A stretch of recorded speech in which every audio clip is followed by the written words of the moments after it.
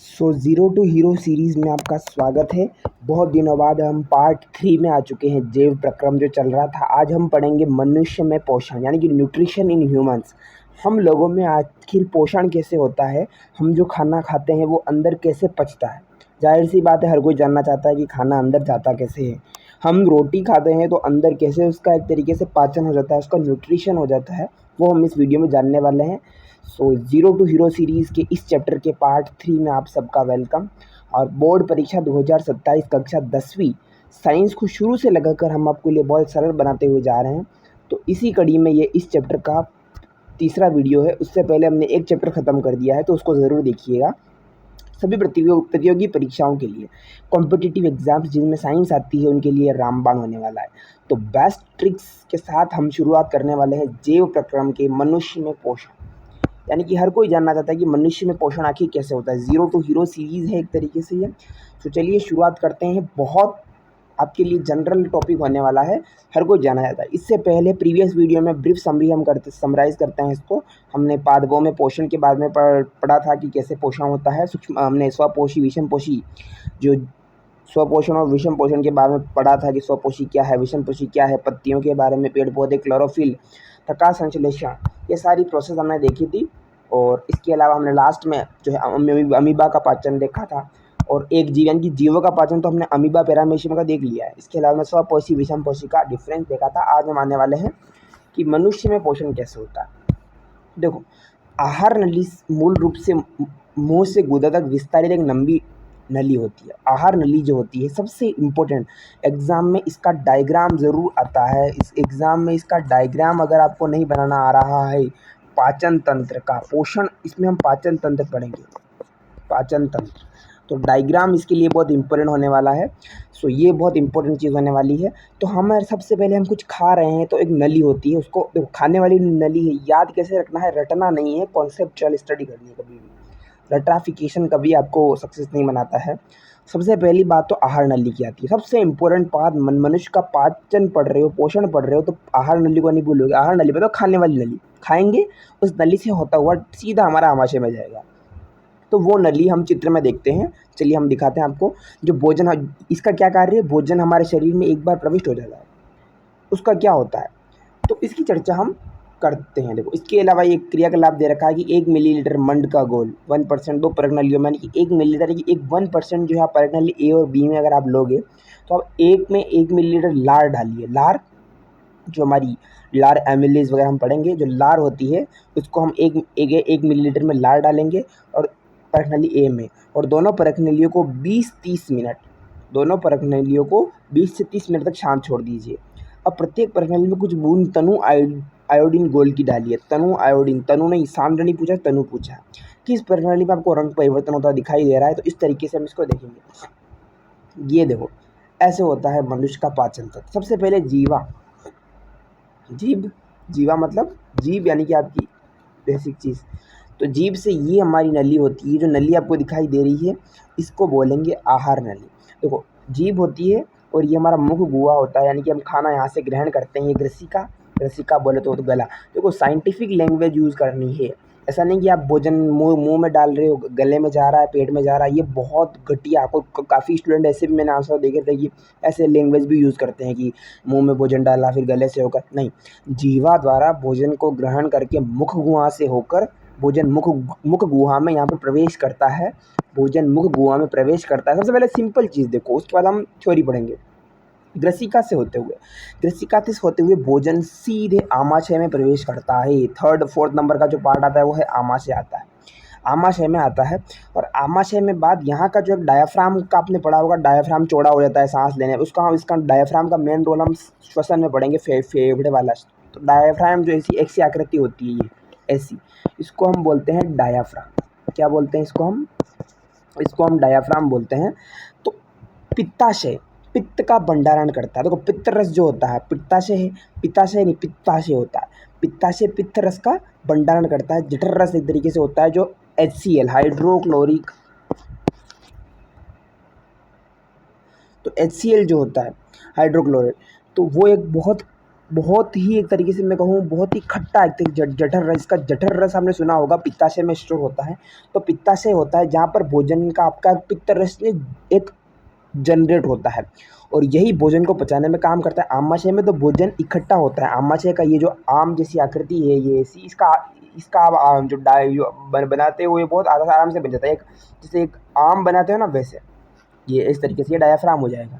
लेकिन जठर रस डायाफ्राम यानी कि आमाशय के और ये डायाफ्राम के ठीक नीचे होता है पित्ताशय। पित्ताशय टंकी जैसी होती है, ये मान लो ये पित्ताशय है, पित्ताशय होगा ये स्टोर करेगा आपका जठर रस। पित्त नली है।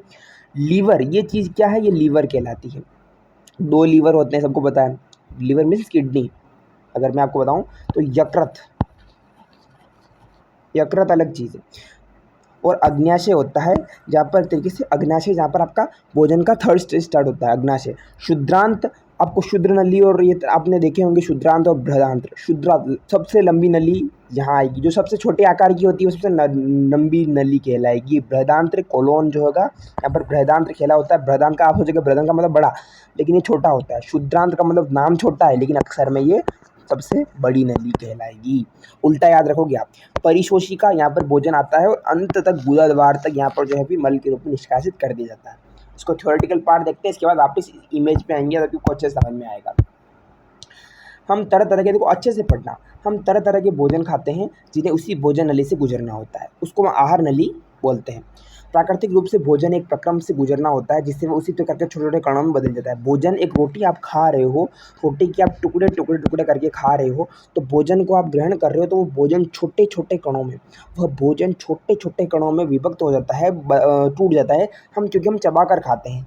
दांत का रोल होता है। आपने चवर्णक, अग्र चवर्णक दांतों के प्रकार पढ़े होंगे क्लास 6, 7, 8 में। वो चबाने का काम करते हैं।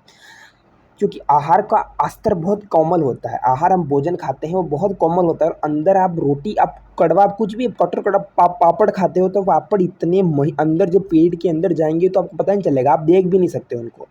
तो भोजन सबसे इम्पोर्टेंट, सबसे बिल्कुल बेसिक लाइन बता रखी है कि भोजन शरीर की जो एक प्रक्रम से गुजरना होता है।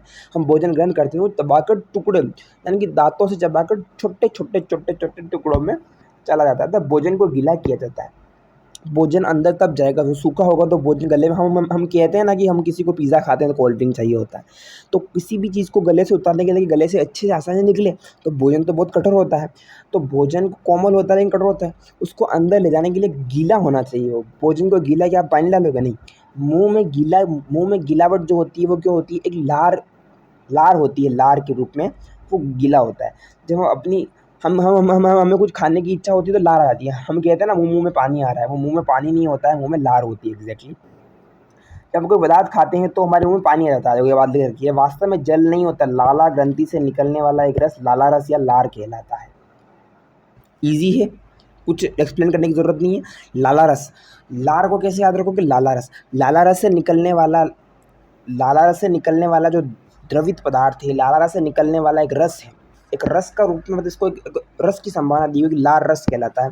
तो लाला रस से निकलने वाला एक रस लाला रस या लार कहलाता है। लार भोजन, लार का मुख्य कार्य क्या है? भोजन को गीला बनाना। लार का मुख्य कार्य क्या है? भोजन को गीला करना। गीला करेगा तो इसका अच्छी तरीके से वो आहार नली में प्रवेश करेगा, आमाशय में जाएगा। इसका गीला करना मेन कार्य है। तो ये कहाँ से, देखो प्रश्न आएगा लार कहाँ से निकलती है? मुँह से क्या? बिल्कुल नहीं, लाला रस से लार निकलती है। हम खाते हैं, उसका दूसरा पहलू उसकी जटिल रचना है। देखो भोजन को जटिल होता है, बहुत रोटी के टुकड़े होते हैं, इसको जटिल से सरल बनाने का मैंने आपको पहले ही काय बताया था, एंजाइम करते हैं। इस भोजन को छोटे छोटे दांत नहीं करते, दांत चबाने का कार्य करते हैं, लेकिन चबाने के बाद भी वो रहते तो टुकड़े ही है, बिल्कुल एकदम चूर्ण नहीं बन जाता। तो भोजन को जटिल अणुओं से, भोजन को जटिल अणुओं से यानी कि भोजन को छोटे छोटे अणुओं में खंडित करना, उसको विभक्त करना, उसको डिवाइडेड करना, स्प्लिट करना। भोजन को छोटे अणुओं में खंडित करना होता है। तो ये खंडित, भोजन को छोटे अणुओं में खंडित करने का, टोटल मिला के आप साइंटिफिक लैंग्वेज यूज़ करोगे कि भोजन को जटिल अणुओं से सरल अणुओं में विभक्त करने का कार्य जो किया जाता है, जैव उत्प्रेरक किया जाता है, वो एंजाइम कहलाते हैं। और लार में भी एक एंजाइम होता है। लार जो होती है, लाला से निकलने वाली जो गीली होती है, उसमें भी एक एंजाइम होता है। इसका मुख्य कार्य जो लार होती है, भोजन को गीला, इस भोजन को थोड़े थोड़े टुकड़ों में गला देता है। तो जो गलाने का काम होता है वो लार और एमाइलेज। तो लार एंजाइम दोनों तरीके से कार्य करते हैं, जैसे लार एमिलेज कहते हैं। लार का लार हो जाएगा और एंजाइम का एमिलेस हो जाएगा। तो लार एंजाइम का क्या कार्य है? लार एंजाइम का क्या कार्य है? ये लिख रखा है, मंड जटिल अणुओं को सरल शर्करा में खंडित कर देता है। सरल शर्करा मतलब इसमें कार्बोहाइड्रेट का रोल आएगा, जो एक तरीके से होता है ग्लूकोज वगैरह। तो भोजन को चबाने के दौरान पेशीय जीवा को, हमारी जीव होती है, उसको भोजन को लार के साथ पूरी तरह मिला देता है। तो फर्स्ट स्टेप आप समझ गए भोजन को किस तरीके से हम अंदर लेने वाले हैं। इतने बड़े पैराग्राफ में हमने भोजन को अंदर कैसे लेते हैं वो देखा। आहार नली की हम जो आहार नली है उसके हर भाग में भोजन को नियमित रूप से गति उसके सही ढंग से प्रक्रमित होने के लिए आवश्यक है। भोजन को हमने अंदर ले लिया और लार एमिलेज के माध्यम से उसका जटिल, सबसे साइंटिफिक लैंग्वेज, ऐसा नहीं कि सरल को छोटे से, जटिल को सरल में कन्वर्ट करता है, या जटिल अणु को सरल शर्करा में खंडित कर देता है। जटिल अणुओं को सरल जटिल है उसको सरल शर्करा जरूर करना। जटिल अणु मंड जो होता है, यह मंड जटिल अणु को सरल शर्करा में खंडित कर देता है, चबाने का कार्य करता है। तो यह प्रक्रिया आहार नली के हर भाग में यह एक सही ढंग से प्रक्रमित होने के लिए आवश्यक है। क्रमाकुंचक गति पूरी भोजन नली में होती है। ठीक है, अब मुंह से आमाशय तक आ गया। आमाशय भोजन, ये सेकंड स्टेज स्टार्ट हो गई।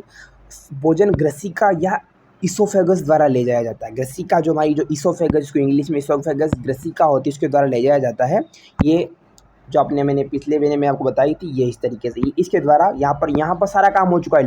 लार एमिलेज का सारा काम हो गया। अब भोजन अंदर आ रहा है ग्रसिका द्वारा। कहाँ आ रहा है? आमाशय में आ रहा है। क्लैरिटी।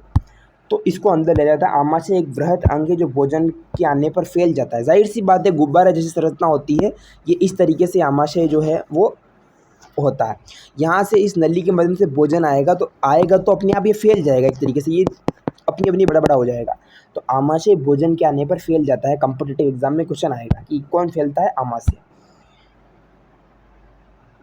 फैल जाता है। आमाशय की पेशी भित्ति भोजन को अन्य पाचक रसों के साथ मिश्रित करने में सहायक होती है। पेशी भित्ति होती है उसके अंदर की, वो उसको पाचन रस को मिला देती है। पाचन कार्य आमाशय की भित्ति में उपस्थित जठर ग्रंथियों के कारण संपर्क होते हैं। भोजन आता है, बिल्कुल भोजन यहाँ अंदर आता है आमाशय में, तो पहले ही लार एमिलेज द्वारा जटिल से सरल शर्करा में विभक्त होता है। तो आमाशय में क्या आता है? सरल शर्करा आता है। उस सरल शर्करा को जठर ग्रंथियाँ होती है, पित्ताशय वगैरह होती है ना, तो जठर ग्रंथियाँ होती है, उसके द्वारा हाइड्रोक्लोरिक अम्ल, मैंने बताया था HCl, ये पाचन का सबसे इंपॉर्टेंट काम करता है। फिर प्रोटीन, हाइड्रोक्लोरिक अम्ल एक प्रोटीन पाचक एंजाइम होता है। प्रोटीन पाचक एंजाइम पेप्सिन क्या कार्य करता है? देखो उसका नाम क्या है? पेप्सिन। ये कंपटीशन एग्जाम में आते हैं क्वेश्चन। पेप्सिन का क्या कार्य है? पेप्सिन एक प्रोटीन का पाचक एंजाइम है। प्रोटीन जो होता है हमारे शरीर में, देखो कार्बोहाइड्रेट तो होता है ग्लूकोज में बदल जाता है, शर्करा में बदल जाता है कार्बोहाइड्रेट। तो कार्बोहाइड्रेट बदलता है ग्लूकोज या शर्करा में बदल जाता है। प्रोटीन का पाचन करने वाला एंजाइम का नाम पेप्सिन है। पेप्सिन का क्या कार्य? फटाफट मैं 5 बार रिपीट कर रहा हूँ। प्रोटीन का पाचन एंजाइम पेप्सिन। प्रोटीन को जो तोड़ देगा, खाने में प्रोटीन होगा। देखो सरल शर्करा में जब आमाशय में आ रहा है तो जो जठर ग्रंथि, सेकंड स्टेज में देखोगे जठर ग्रंथियों द्वारा हाइड्रोक्लोरिक अम्ल एक प्रोटीन पाचन एंजाइम होता है, जिसका नाम है पेप्सिन, जो प्रोटीन का पाचन करता है, श्लेष्मा का स्रावण करते हैं। हाइड्रोक्लोरिक अम्ल एक अम्लीय माध्यम तैयार करता है, बहुत खट्टा होता है, बहुत। हाइड्रोक्लोरिक अम्ल की आप पढ़ेंगे उसके जो पीएच स्केल पर कितना रेट है HCl का, बहुत कम, जो पेप्सिन एंजाइम की क्रिया में सहायक होता है। आपके विचार में अम्ल और कौन सा कार्य करता है? सामान्य परिस्थिति में श्लेष्मा आमाशय के आंतरिक अस्तर की अम्ल से रक्षा करता है। तो जो श्लेष्मा होता है वो अम्ल से रक्षा, आंतरिक स्तर से रक्षा करता है। हमने बहुधा वयस्कों को एसिडिटी अथवा अम्लता की शिकायत करते सुना है। क्या इसका संबंध उपरोक्त वर्णित विषय से तो नहीं? अच्छा, समझ में आ गया होगा अब तो आपको। एसिडिटी जो होती है, हम सोचते हैं ना हमारे पेट में एसिडिटी बहुत हो रही है। एसिडिटी क्या होती है? बेसिकली हम कुछ एसिडिटी खाने से फ़र्क पड़ती है, तो हम बोलते हैं ना कि हमने कुछ ऐसा खा लिया पेट में पच नहीं रहा, अपच, उसको अपच बोलते हैं। एसिडिटी जिसको हम अपच बोलते हैं, एसिडिटी अथवा अम्लता। तो एसिडिटी का मतलब बहुत अधिक, एसिडिटी में क्या होता है? बहुत अधिक जठर रस स्राव हो जाता है, हाइड्रोक्लोरिक अम्ल बहुत ज़्यादा मात्रा में हो जाता है। जो जठर ग्रंथियाँ होती हैं वो भोजन को पचाने में इतना तेज़ी से रिएक्शन करती है। तो HCl का मुख्य कार्य, प्रोटीन का क्या कार्य है? पेप्सिन एंजाइम प्रोटीन का पाचन करेगा। हमने ऐसा खाना खाया जो पचेगा नहीं, मुश्किल से पचेगा, अम्लता होगी, एसिडिटी होगी, उसको सारी हमारे शरीर की मशीनें काम करने लग जाएंगी। मैं आपको बताऊँगा, इमेज में ऐसी दिखती है, देखो इस तरीके से ये सारे इतना तेज़ी से रिएक्शन करेगी कि तेज़ी से एक तरीके से काम होगा, वो तो इस तरीके से अम्लता हो जाएगी। और इसको दूर करने के लिए हमें क्षारक लेना पड़ेगा, क्योंकि हमने, ये तो बेसिक चीज़ है कि हम कोई एसिडिटी हो तो क्षार लेंगे, तो इनो लेने की सुझाव, जो इनो है, ORS वगैरह, इस तरीके से सजेशन दिए जाते हैं। आमाशय आ गया। थर्ड स्टेज स्टार्ट हो गया है। ये सेकंड स्टेज था, ये थर्ड वाला। आमाशय से भोजन अब शुद्धांत्र में प्रवेश करता है। शुद्धांत्र नाम छोटा है, काम बहुत बड़ा है। यह अवरोधिनी पेशी द्वारा नियंत्रित होता है। शुद्धांत्र आहार नाल का सबसे लंबा भाग, मैंने बताया था ना, नाम छोटा दर्शन बड़ा। शुद्धांत्र आहार नाल का सबसे लंबा भाग है। आहार नाल जो होता है ये शुद्धांत्र है, ये आहार नाल का सबसे लंबा भाग है। जो आहार नाल होती है, जो हम ग्रहण करते हैं, आहार नाल का सबसे लंबा भाग। तो लंबा शब्द आते ही आप शुद्धांत्र लिख के आना, लंबा आते ही शुद्धांत्र लिख के आना। सबसे लंबा भाग अत्याधुनिक कुंडलित होने के कारण ये संहत स्थान में अवस्थित होती है। विभिन्न जंतुओं में शुद्धांत्र की लंबाई उनके भोजन के प्रकार के अनुसार अलग अलग होती है। कुछ जंतुओं में शुद्धांत्र छोटा होता है उनके भोजन की कैपेसिटी के अनुसार। प्रश्न क्या लिख रखा है, जंतुओं में शुद्धांत्र, प्रश्न आएगा क्या सभी जंतुओं में शुद्धांत्र की लंबाई आहार में क्या सभी जंतुओं में आहार का सबसे लंबा भाग शुद्धांत्र ही है? नहीं। विभिन्न जंतुओं में भोजन के प्रकार के अंदर, टाइप्स ऑफ फूड के अनुसार उनकी अलग अलग वेराइटीज़ होती है। घास खाने वाले जो शाकाहारी होते हैं शाकाहारी का सेल्यूलोज पचाने के लिए लंबी शुद्धांत्र की आवश्यकता होती है। मनुष्य एक शाकाहारी, हालांकि मनुष्य मांसाहारी शाकाहारी दोनों हो सकता है, सर्वाहारी, लेकिन एक शाकाहारी होता ही है वो, ये तो एक तरीके से मेन है। तो शाकाहारी का जो सेल्यूलोज होता है, शाकाहारी का जो वेज है, सेल्यूलोज को पचाने के लिए लंबी, तो जो शाकाहारी होते हैं, गायें, जंतुओं में भी गायें हैं, हिरण है, इस तरीके से जो जंतुओं में जो शाकाहारी है, भैंस वगैरह है, मानव में हम मनुष्य है, जो शाकाहारी है, जो घास खाते हैं, घास खाने वाले शाकाहारी जंतुओं के लिए लंबी शुद्धांत्र की आवश्यकता होती है। तो याद रखना कि सबसे निम्नलिखित प्रश्न आएगा, निम्नलिखित से लंबा सबसे छोटा शुद्धांत्र किसका होगा? ऑप्शन में गाय दे दिया होगा, मनुष्य दे दिया होगा, फिर कोई कौवा दे दिया, मतलब कोई ऐसा मांसाहारी दे दिया होगा। तो याद रखना, शाकाहारी लोगों के लिए शुद्धांत्र लंबा होता है और मांसाहारी लोगों के लिए, मांस का पाचन सरल है तो इसकी मांस का पाचन आसानी से हो जाता है, इसलिए बाघ है, मांसाहारी की शुद्धांत्र छोटी होती है। जाहिर सी बात है, शुद्धांत्र के बारे में बता रखा है। आमाशय से भोजन शुद्धांत्र में प्रवेश करता है। थर्ड स्टेज में आमाशय में पाचन हो गया, जठर ग्रंथियां मिल गई, हाइड्रोक्लोरिक अम्ल प्रोटीन का पेप्साइन,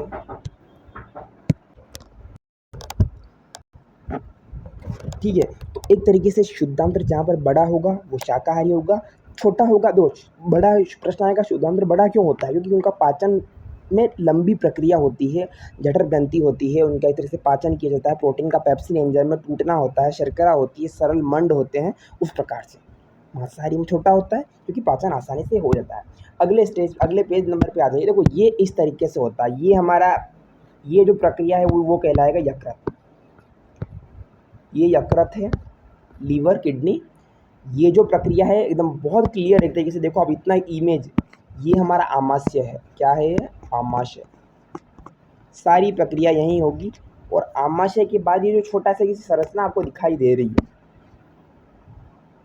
ये पित्ताशय है। और ये जो है वो शुद्धांत्र कहलाएगा, यानी कि ये जो पार्ट और ये पार्ट, ये आपका शुद्धांत्र है। शुद्धांत्र का मतलब सबसे लंबा। और ये जो है, ये जो आपका स्टेज दिखाई दे रहा है वो है पित्ताशय। क्या है? पित्ताशय। पित्ताशय का मतलब पित्त नली, इसको हम कहें पित्त नली। पित्त नली बेसिकली ये चीज़ होती है। और यहाँ ये जो फिर बृहदांत्र कहलाएगा। बृहदांत्र का मतलब जो सबसे बाहरी जो पार्ट होता है, ये जो बृहदांत्र कोलोन कहलाता है। और लास्ट है गुदाद्वार। तो ये एक तरीके से जो ये आपका जो है वो बृहदांत्र बाहरी है, तो बृहदांत्र है।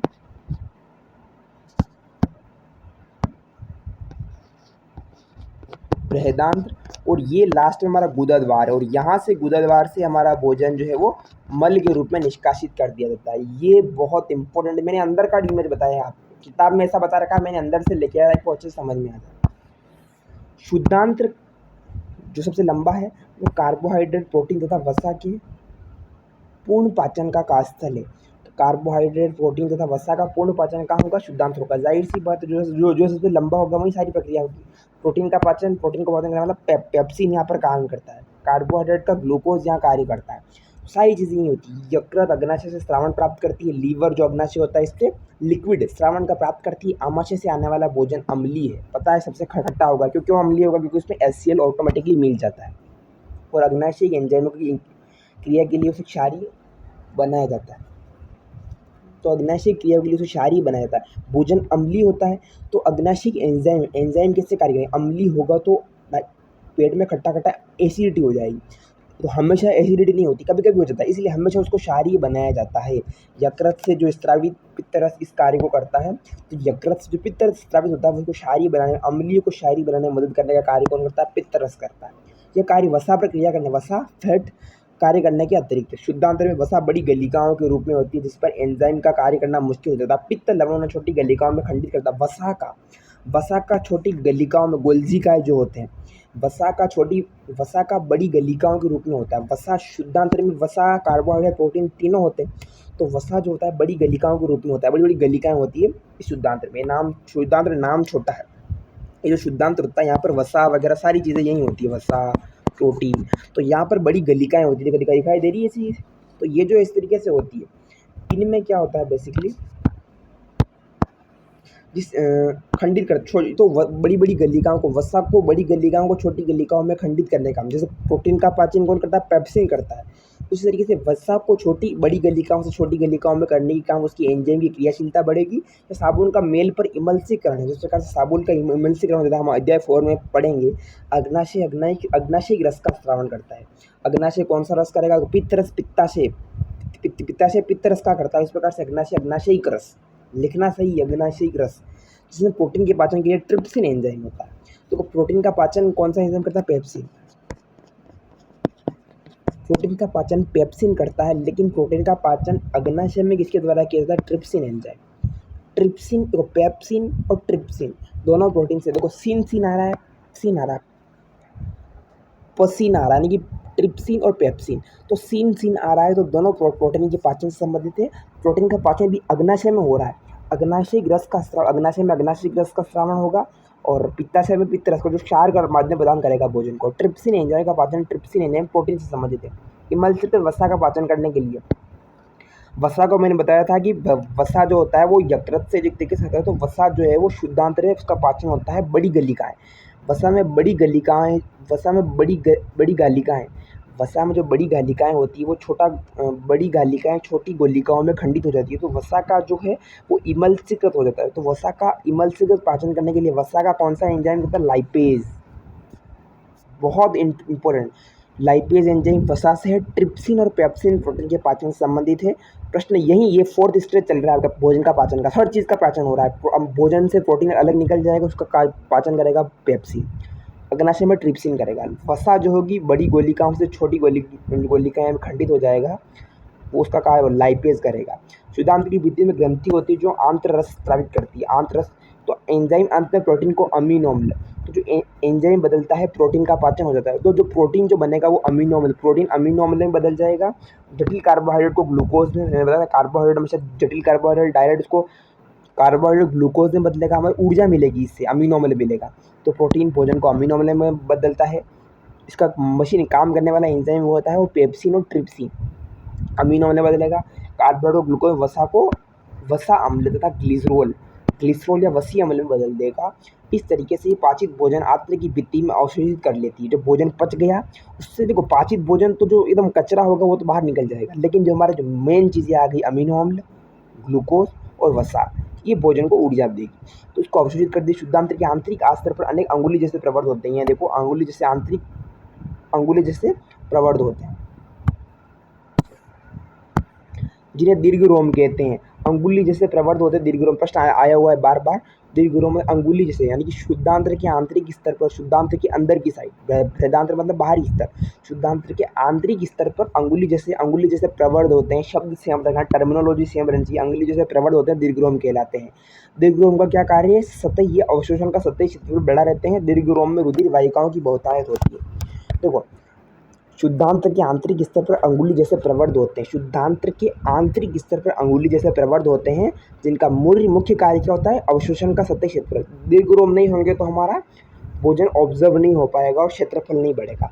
तो दीर्घ्यरोम अंगुली से प्रवृत्त होते हैं, ये भोजन के अवशोषण के लिए फैलते रहते हैं, सिकुड़ते रहते हैं। तो ये सतही क्षेत्र पर बढ़ा देते हैं, जिनके दीर्घ्यरोम में रुधिर वाहिकाएं भी बहुत सारी होती है, दीर्घ्यरोम कहलाती है। तो जो अंगुली से प्रवृत्त, क्या प्रश्न आएगा कि आंतरिक स्तर पर अंगुली से प्रवृत्त दीर्घ्यरोम कहलाते हैं, जो अवशोषण का सतही क्षेत्र पर बढ़ा देते हैं। तो भोजन को अवशोषित करके शरीर में प्रत्येक कोशिकाओं तक पहुंचाते हैं। तो ये दीर्घ्यरोम बहुत इंपॉर्टेंट है।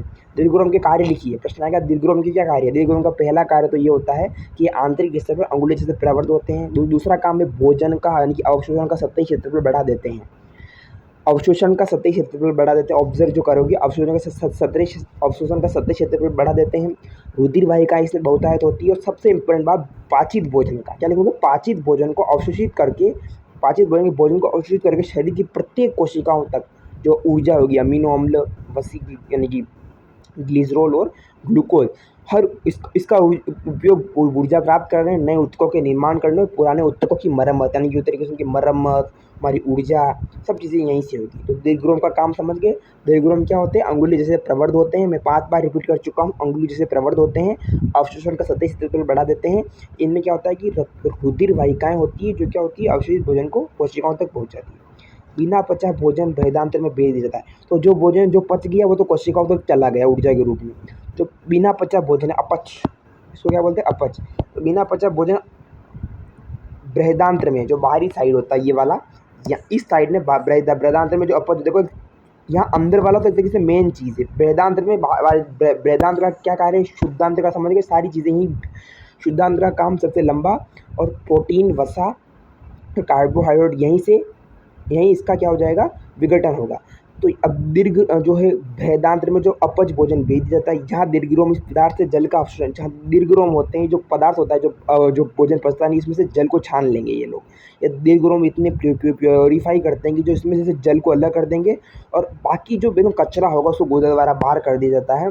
इस वर्ज्य पदार्थ को बहिष्करण अथवा गुदा अवरोधन द्वारा नियंत्रित किया जाता है। तो इसको कौन सा नियंत्रित किया जाता है, इस वर्ज्य पदार्थ को, जो वर्ज्य पदार्थ होता है उसको हम निष्कासित करते हैं, उसको गुदा अवरोधिनी, नाम याद रखना, गुदा अवरोधिनी द्वारा निष्कासित किया जाता है। गुदा अवरोधिनी बहुत इंपॉर्टेंट है। और फिर यहाँ से भोजन निष्कासित कर जाता है। तो समझ के भोजन का पाचन कैसे होता है। बहुत लंबी आहार नाल से आया, देखो वेरी शॉर्ट में, आहार नाल से आया, जठरस, पित्तरस, हाइड्रोक्लोरिक उसमें मिला, एक तरीके से हुआ, शुद्धांत्र में गया, शुद्धांत्र में वसा, प्रोटीन, कार्बोहाइड्रेट का पाचन हुआ, इस तरीके से सारा चीज़ें इसमें अमीनो अम्ल में बना, ग्लिसरॉल ने बना और ग्लूकोज में बना। फिर दीर्घ्यरोम द्वारा कोशिकाओं तक पहुंच गया। जो नहीं पहुंचा वो बृहदान्त्र द्वारा दीर्घ्यरोम की सहायता से, बृहदान्त्र में जो एक तरीके से अपच भोजन बृहदान्त्र में आता है, दीर्घ्यरोम से जल अलग कर लिया जाता है, बाकी इसको गुदे द्वारा निष्कासित कर दिया जाता है। सबसे इम्पोर्टेंट चीज़ इसमें याद रखना कि कार्बोहाइड्रेट का पाचन जो होता है, कार्बोहाइड्रेट का वो होता है ग्लूकोज में, ठीक है। वसा का, देखो वसा का जो पाचन करने वाला एंजाइम है, इसका नाम है बताया था लाइपेज। शुद्धांत्र में होता है, छोटी का बड़ा करता है, लाइपेज। और ये वसा का बनता है वसीय या ग्लाइसरोल। कंपटीशन के लिए बहुत इंपॉर्टेंट। और तीसरा है प्रोटीन। प्रोटीन के लिए 2 एंजाइम है, पेप्सिन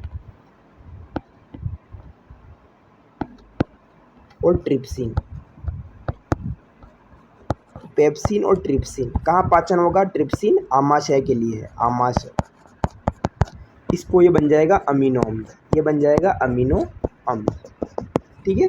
सो फाइनली ये आपका पाचन होता है। और सबसे पहला आपका भोजन जो है वो किस तरीके से जाता है मैंने आपको बता दिया। इसको चैप्टर को अच्छे से बार बार वीडियो को रिपीट करना, जितना यूट्यूब की यही फैसिलिटी, रिपीटेशन करना, आराम से समझ में आ जाएगा। भोजन अंदर गया, मुख हुआ, ग्रसिका से आहार नाल में, आमाशय में जाएगा, शुद्धांत के द्वारा उसको जठरस पित्ताशय का कार्य भोजन को, अम्लीकृत भोजन को क्षारीय माध्यम प्रदान करना है। अम्लीकृत भोजन को क्षारीय माध्यम प्रदान करना। डायाफ्राम का कार्य अभी तक हमने यहाँ नहीं देखा, वो श्वसन में पढ़ेंगे। फिर अग्नाशय, जो यकृत में भी क्या होता है, स्रावण होता है, अग्नाशय से अग्नाशयिक स्रावण होता है, अग्नाशयिक स्रावण। यहाँ पर प्रोटीन, कार्बोहाइड्रेट, वसा का होता है। और बृहदान्त्र में क्या होता है, अपच भोजन होता है, जो भोजन पचता नहीं है वो बृहदान्त्र में दीर्घ्यरोम द्वारा लाया जाता है। दीर्घ्यरोम द्वारा बृहदान्त्र में जो अपच भोजन का जल अलग कर लिया जाता है, तो जल तो है वो अलग बन जाता है, और गुदा द्वारा जो है वो अपच भोजन निकाल दिया जाता है। छोटा सा टॉपिक दे रखा है दंत क्षय का, वो दंत क्षरण, दांत दर्द करते, दंत क्षय या दंत क्षरण, इनेमल डेंटिन जो होता है, दांत दर्द करता है, दांत सड़ जाते हैं, दर्द होता है, इसका प्रारंभ होता है जब जीवाणु शर्करा पर क्रिया करके अम्ल बनाते हैं। जो जीवाणु हमारे दाँतों पर होते हैं, हमारे दाँतों पर जो होते हैं वो क्या करते हैं, अम्ल बनाते हैं। जो जीवाणु हम खाना खा रहे हैं तो खाना हमारे दाँतों से चिपक जाएगा, तो वो अम्ल बनाएँगे, जीवाणु वहाँ क्रिया करके एकदम खट्टा पदार्थ बनाएँगे। अब इस खट्टे पदार्थ को वो दर्द कर देगा, वो दाँत को नष्ट कर देगा। तब इनेमल जो होता है वो विखनिजीकृत हो जाता है, यानी कि देखिए उसको वो क्षरण हो जाता है उसका, वो नष्ट होने लग जाता है। इसीलिए जीवाणु कोशिका खाद्य कणों के साथ-साथ मिलकर दाँतों को चिपक कर दंत प्लाक बना देते हैं और दाँत को ढक लेता है। इसलिए लार अम्ल को उदासीन करने के लिए, देखो हमारे दाँत जो होते हैं, ज़ाहिर-सी बात है आप खाना खा रहे हो, खानों में ऐसा तो है नहीं कि आपके कोई दाँत चिपकेगा नहीं, बहुत कुछ चिपक जाता है। तो क्या होता है, वो जीवाणु होते हैं, जो छोटे-छोटे जो जीवाणु होते हैं वो क्रिया करते हैं, शर्करा पर क्रिया करते हैं, अम्ल बनाते हैं। अम्ल बनाएँगे तो वो इनेमल को ढक लेंगे। इनेमल सबसे हड्डी होती है, इनेमल को ढक लेंगे। इनेमल को ढक लेंगे, उस दाँत का धीरे-धीरे वो जो कीटाणु सूक्ष्मजीव इसको खत्म करेंगे, उस हड्डी को खत्म करने लग जाएँगे। हम कहते हैं वो दाँत काला पड़ जाता है, तो वो इसीलिए दाँत काला पड़ जाता है, इसीलिए वो खट्टा हो गया। अब उसको उदासीन करने के लिए खट्टे के लिए क्या करेंगे, क्षारीय, इसीलिए हम मंजन करते हैं इसे। समझ में आया? दाँतों में ब्रश क्यों करना चाहिए, ये इसीलिए इम्पोर्टेंट है इस बॉक्स में। इसलिए लार अम्ल को उदासीन करने के लिए दंत सतह तक नहीं पहुँच पाती, इससे पहले कि जीवाणु अम्ल पैदा करें। इससे पहले जीवाणु अम्ल पैदा करें, कम से कम लंबी प्रोसेस होती है। इसीलिए 2-3 दिन तक जो आदमी दाँत नहीं मंजन करता उसकी बदबू आने लगती है, वो जीवाणु के कारण आती है। और भोजनोपरांत दाँतों में ब्रश करने से प्लाक हट सकता है। यदि अनुपचारित रहता है तो सूक्ष्मजीव मज्जा में प्रवेश कर सकते हैं, तो जल में संक्रमण कर सकते हैं, दाँत पूरा सड़ जाएँगे आपके। ये होता है। क्वेश्चन देखो, स्वयंपोषी पोषण, विषमपोषी पोषण में क्या अंतर है? कल मैंने बताया था आपको अगले पिछले लेक्चर में। प्रकाश संश्लेषण के लिए कच्ची सामग्री, हमारे आमाशय में अम्ल की क्या भूमिका है, बता दिया। अम्ल की भूमिका आमाशय में भोजन को पाचन करने के लिए बहुत सहायक होती है। पित्तर, साइटोक्लोरिक अम्ल सब बताना। पाचक एंजाइम की क्या कार्य, पाचक एंजाइम कौन कौन से बताओ। पाचक एंजाइम प्रोटीन, कार्बोहाइड्रेट, वसा। पचे हुए भोजन को अवशोषित करने के लिए बृहदान्त्र, शुद्धांत्र को कैसे अभिकल्पित किया गया है, शुद्धांत्र कैसे सारा काम करता है, वो सारी प्रोसेस आपको बतानी है कि इसका क्या हो जाता है। ये सारा याद रखना, कार्बोहाइड्रेट का ग्लूकोज, वसा का वसीय अम्ल, और इस तरीके से, ठीक है। ऐसे देखो the stages of carries development. दांत होती है, देखो अम्ल बदल जाते हैं, यहाँ पर काला पड़ जाता है। जो हमारी डाढ़ बोलते हैं, इसको डाढ़ बोलते हैं, इनेमल से बनती है। ये इनेमल इसका बाहरी आवरण है, सफ़ेद सफ़ेद, ये पल्प होता है, अंदर से जो जड़ें होती है, काला काला पड़ जाता है, अम्ल हो गया। अब धीरे धीरे ये फैलेगा, ये फैल रहा है, देखो अब यहाँ पर इसके चिपक गया, तो यहाँ पर क्या हो गया, डेंटिन है। अब ये और फैल गया, ये इन्फेक्टेड पल्प है, ये पूरा इन्फेक्ट हो गया, लाल लाल हो गया। अब ये इन्फेक्ट हो गया, रूट कैनल कमज़ोर हो जाती है, और इसके माध्यम से जो लास्ट स्टेज आने के बाद ये पूरा ब्लैक हो जाता है। तो इसको ब्लैक से हटाने के लिए, यानी कि ये शुरू फर्स्ट स्टेज में ही आपको क्या करना चाहिए, ब्रश कर लेना चाहिए। तो ब्रश कर लो, ये साफ़ हो जाएगा, इसलिए दांत चमकते हैं। चलिए, ये था आपका मनुष्य में पोषण। आई होप कि आपको वीडियो पसंद आया होगा। ज़ीरो टू हीरो सीरीज़ में मेरा मकसद यही है कि आपको छोटे से छोटे टॉपिक को बहुत डिटेल में मैं आपको एक्सप्लेन करूँ, ताकि आप ज़िंदगी भर याद रखो, कंपटीशन एग्जाम में भी आप भूलो नहीं। पैप्सिन, ट्रिप्सिन, एक तरीके से सब एमिलेज जो एक तरीके से ग्लूकोज के लिए है ना, लाइमेज एंजाइम, तो इस तरीके से सब आपको पता रखनी चाहिए। लाइपेज, है ना, तो इस तरीके से ये हमने पढ़ा था। आई होप कि वो वीडियो पसंद आएगा, चैनल को सब्सक्राइब कर देना, वीडियो को लाइक कर देना। मिलते हैं अगले वीडियो में। Thank you so much.